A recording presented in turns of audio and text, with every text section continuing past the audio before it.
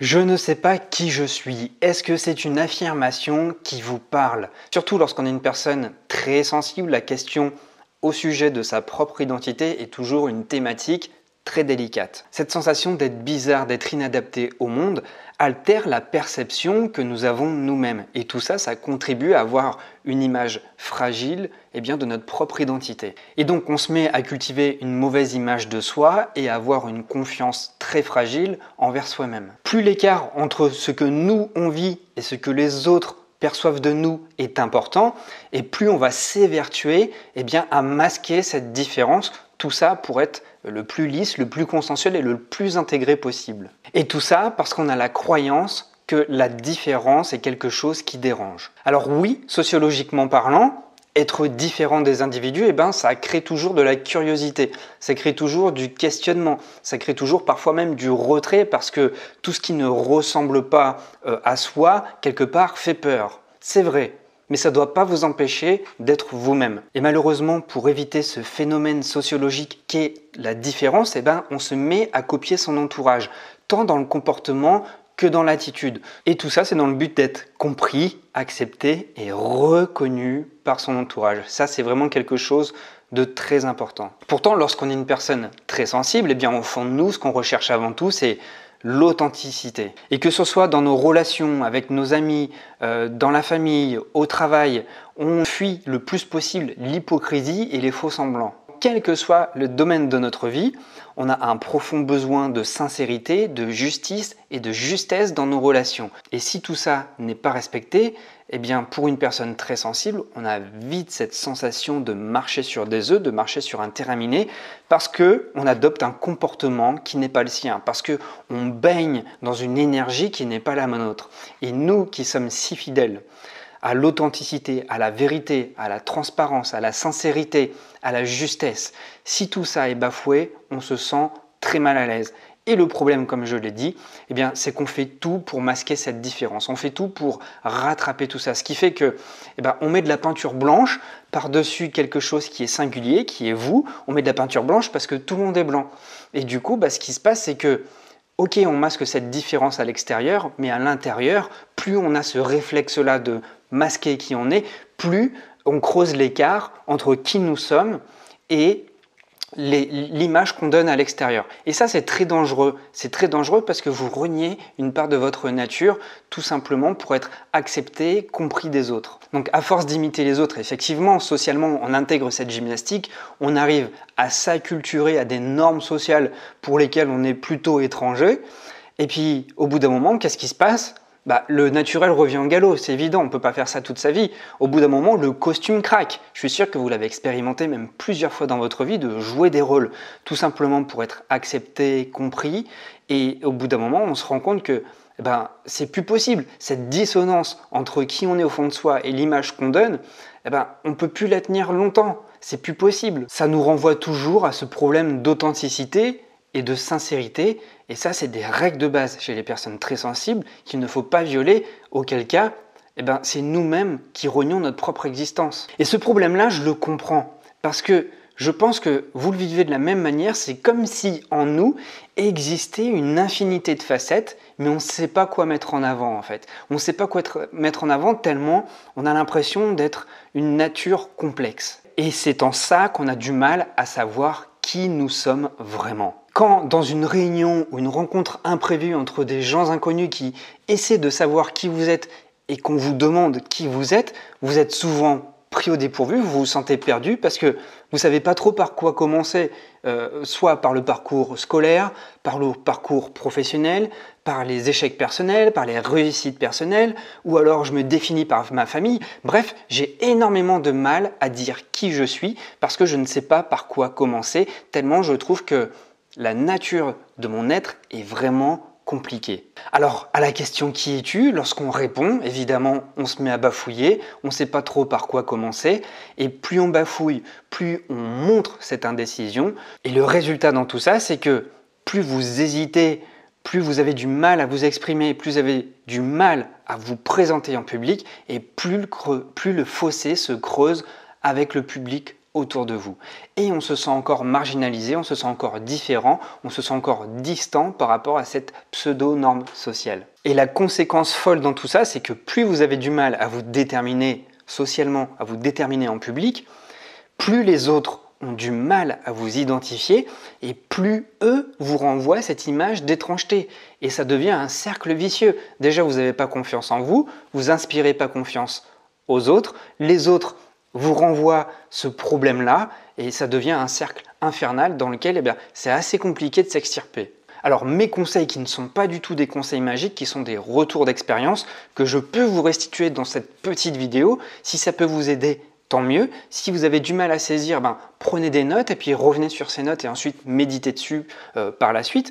La première chose, c'est d'accepter ces paradoxes. On ne peut pas être des êtres uniformes, des êtres linéaires. On est plein de paradoxes, d'accord? Moi, si je vous donne un exemple, lorsque j'étais au lycée, j'étais à l'internat et voilà, au lycée, je jouais dans un groupe de rock, je jouais de la batterie et mon entourage musicien ne comprenait pas pourquoi à l'internat, je sympathisais bien avec des voisins de chambrée qui, eux, écoutaient plus du hip-hop. Et c'était pas du tout la même philosophie, c'était pas du tout le même style de vie, le même style d'expression, mais je me sentais bien avec ces gens-là parce qu'il y avait le feeling qui passait. Et ouais, c'est comme ça. On peut adorer tel style de musique et puis sympathiser avec des personnes qui écoutent complètement autre chose. Et ça, voilà, c'est un exemple banal que je vous donne lorsque j'étais adolescent.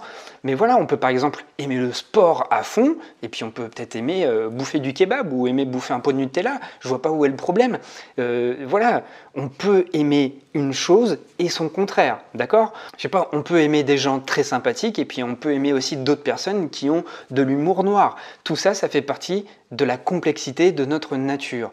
Et lorsqu'on est fidèle à ses goûts, à ses ressentis, oui, ça nous fait avoir des comportements que les autres n'ont pas toujours de facilité à comprendre parce que vous sortez du cadre. Pourquoi vous sortez du cadre? Parce que vous écoutez vous n'écoutez plus les normes, vous écoutez vos propres normes à vous. Et voilà, surtout ne vous percevez pas comme une personne bizarre, mais remplacez le mot bizarre par le mot singulier. Vous êtes simplement une personne unique, vous êtes une personne unique avec ses propres valeurs, avec ses propres normes, et à partir du moment où vous écoutez ces normes, vous écoutez ces valeurs, bien évidemment, vous pouvez avoir ce sentiment de marginalisation parce que vous ne rentrez pas dans le cadre des normes qui voudraient que la société veuille des individus carrés.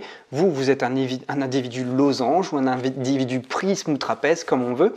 Respectez cette nature-là. Et puis voilà, une personne singulière qui s'assume n'est plus une personne qui est marginalisée parce que elle vit pleinement et de manière décomplexée sa propre nature. Et ça, lorsqu'on le vit, ça transparaît, on le voit facilement qu'une personne qui est un peu différente mais qui s'assume, elle est beaucoup plus à l'aise et du coup, lorsqu'on est plus à l'aise et qu'on s'assume, on est beaucoup moins marginalisé parce que on ressent moins cette différence entre qui nous sommes et les normes. Il y a moins ce fossé qui se creuse parce qu'on accepte tout simplement notre propre nature.